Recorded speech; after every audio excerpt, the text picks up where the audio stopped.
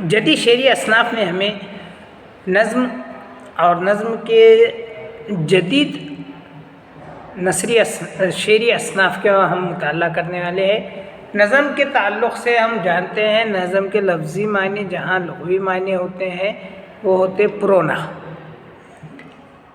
یعنی مختلف خیالات کو ایک کڑی میں سماتے ہوئے اس سے کوئی ایک ہی بات کو، ایک ہی موضوع کو وسعت کے ساتھ بیان کرنا نظم میں آتا ہے۔ اب نظم کے مختلف اقسام ہیں، وہ حیتوں کے اعتبار سے نظموں کے مختلف حیتیں کے مناسبت سے ہمیں اس نصاب میں جو 3 اہم چیزیں پڑھنا ہے وہ ہے ایک پابند نظم، دوسرا ہے آزاد نظم اور تیسرا ہے معرّہ نظم۔ تو یہ کیا ہوتے ہیں اور کیا چیزیں اس میں خاص بات ہوتی ہے، یہ تینوں میں کیا فرق ہے، یہ تمام باتوں کا مطالعہ ہمیں اس لیکچر سے شروعات کرنا ہے۔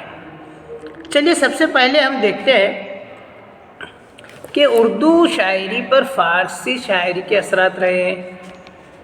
اردو نے فارسی شاعری سے کئی حیتوں کو منوعاً لے لیا ہے، رباعی ہے، خطہ ہے، مثنوی اور پابند نظم وغیرہ۔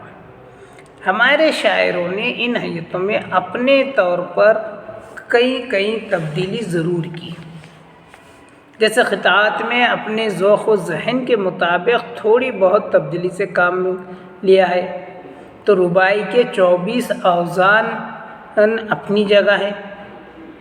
بعض شاعروں اور ایسے شاعروں کی نہیں، غالب اور اقبال کی بعض رباعیاں متنازع ہیں، ان کو رباعی کہا جائے یا نہیں۔ بہرکیف ان حیتوں کے بارے میں علیحدہ اختصار کے ساتھ لیکن جامع انداز میں گفتگو ہو جائے گی۔ یہاں ان بات کی سراحت ضروری ہے کہ موضوع کے حساب سے تکنیکی حیتیں موضوع حیتیں نہیں، قصیدہ اور مرثیہ نظم موضوعی حیتیں ہیں، ان کا تکنیک سے تعلق نہیں۔ جیسے اگر مرثیہ ہے روایتی طور پر مسدس کی صنف سے وابستہ ہو چکا ہے، لیکن غالب، حالی اور اقبال وغیرہ نے غزل اور پابند نظم کی صورت میں مراثی کہے ہیں، یہی حال قصیدے کا بھی ہے۔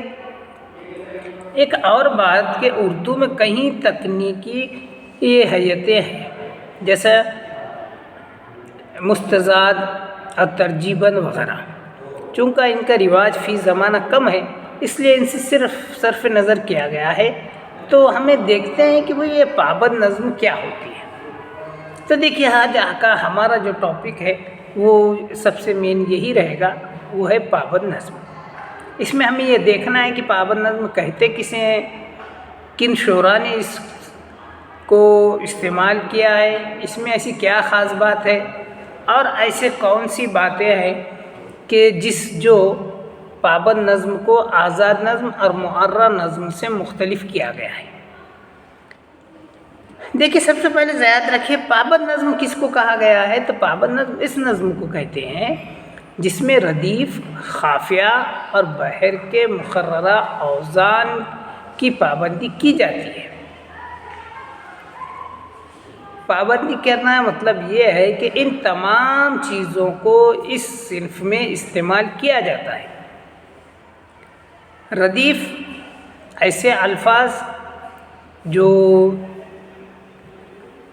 شاعری میں ایک جیسے آتے ہیں اس کو ردیف کہا جاتا ہے۔